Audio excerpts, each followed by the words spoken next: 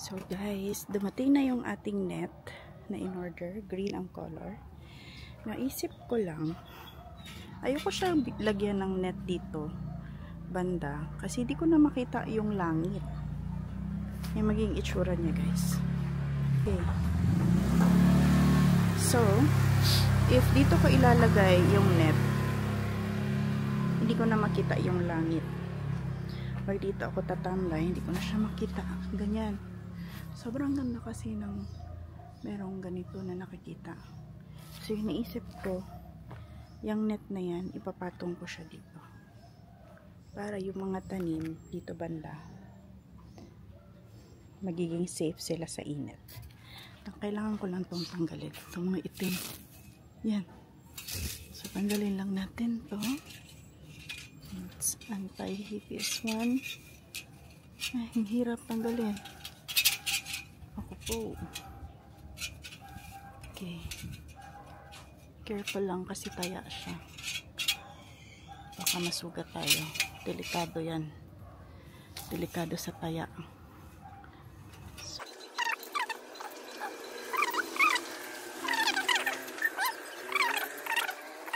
Gusto ko sana papuntahin dito yung mag-assist sa akin ito, pero parang kaya ko naman siguro ako lang. Okay. Wait lang guys, baba ko na lang muna kayo. Feeling ko na-stress na kayo sa akin. Okay.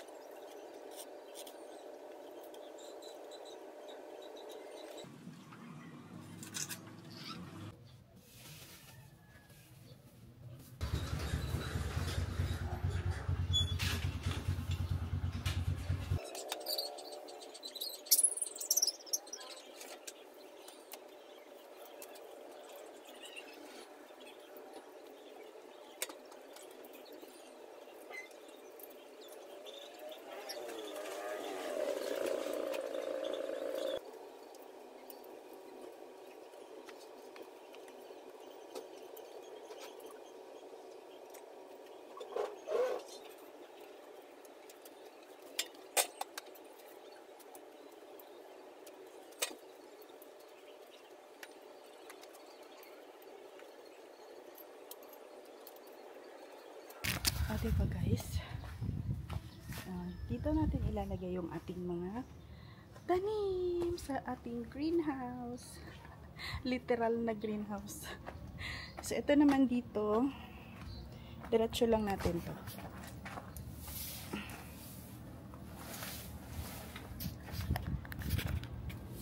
Yan. Kaya lang yung aircon takpan. So, dito natin itali. Tali natin to dito. Papunta dito. Yan. Okay. Kaya natin to. Kaya natin to. Hindi pa pala ito na ano dito. Oh. Yung nagdikit. Yan. Hindi pala na-move na maayos.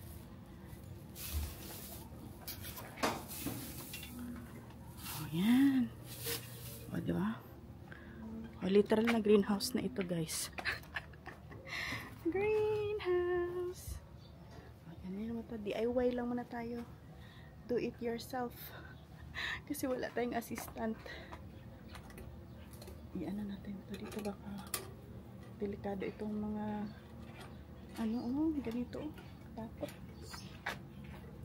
So, iyan na natin dito. Delikado.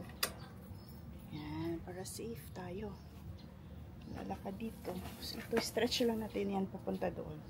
So, dito, gawin natin tong dito natin ilalagay yung mga tanim para hindi sila mainitan masyado. Ay! Meron ako na-accomplish today. I'm so happy.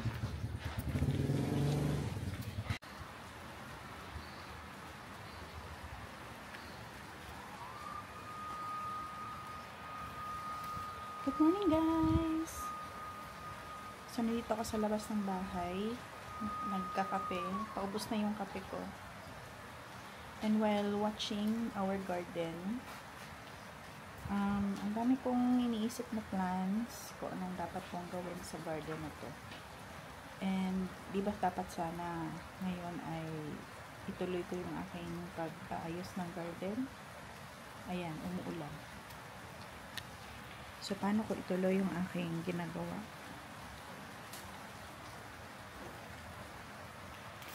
Palakas na yung ulan, guys.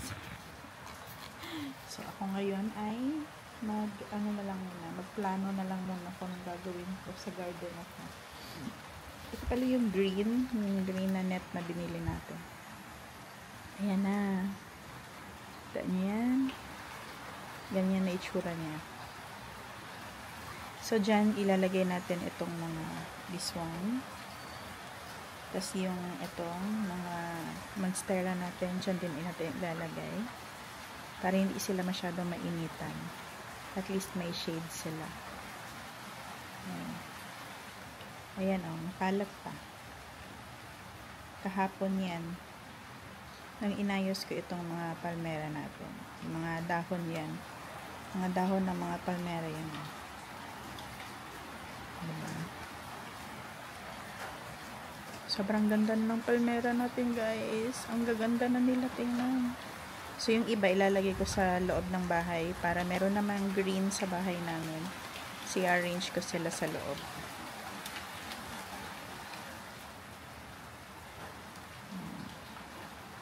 Umuulan pa.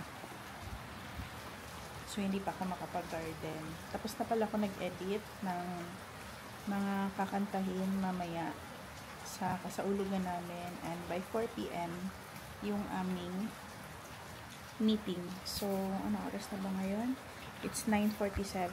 Tapos na ako nagluto ng kanin. Yung ulam is pinadefrost ko muna yung squid kasi masyado pang frozen pa siya. Alam niyo, maganda mag-garden pag ganito. Masyadong ulan. Kaya lang, hintayin na lang natin na medyo tumila siya para pwede na tayo mag-garden. Masarap mag-garden pag ganito. Hindi masyadong mainit. Diba?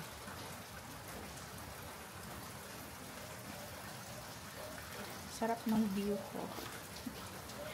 Ang ganda tingnan ng aking view ngayon. Like, I'm so happy. Kasi nung nakita ko rin yung aking fiddle tree. Tingnan nyo yung aking fiddle tree, guys. Ayan. May mga bagong tubo dyan sa taas. Ayan, o yung light green. Kita nyo yan? 1, 2, 3, 4, 5 yan. 5 na mga bago. Eto. 1, 2, 3, 4. Tapos meron pa dito. Sa likod, ayan, o. 5. So, 5 yan sila. Actually, 6. 6 sila. Tinanggal ko yung dito na side. Pinapa-roots ko siya para pwede ko siyang mapadami. Padamihin ko ito, guys. Sobrang taas na yan, oh. Hanggang dyan yan sa baba. Papunta doon sa taas. Ayun. Parang ano na yata ito. 10 feet tall na yata ito.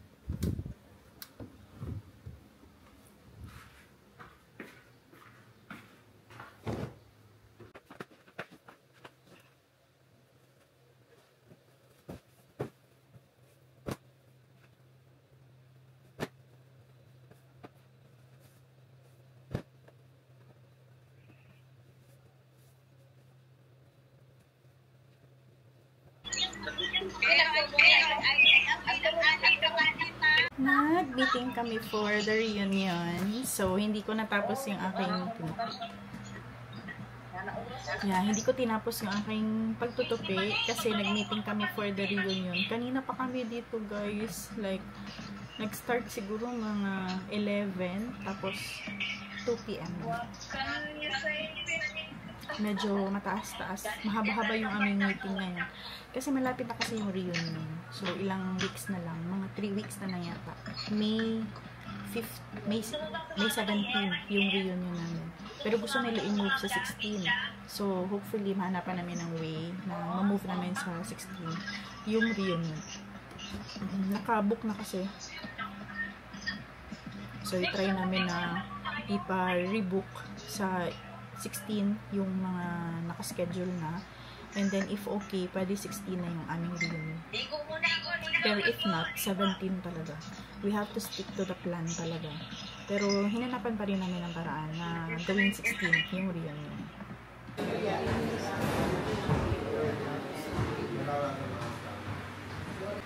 Wala na yung ano nito?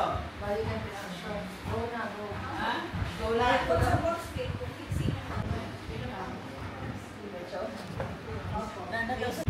Ma'am ba, si Marco, saan naman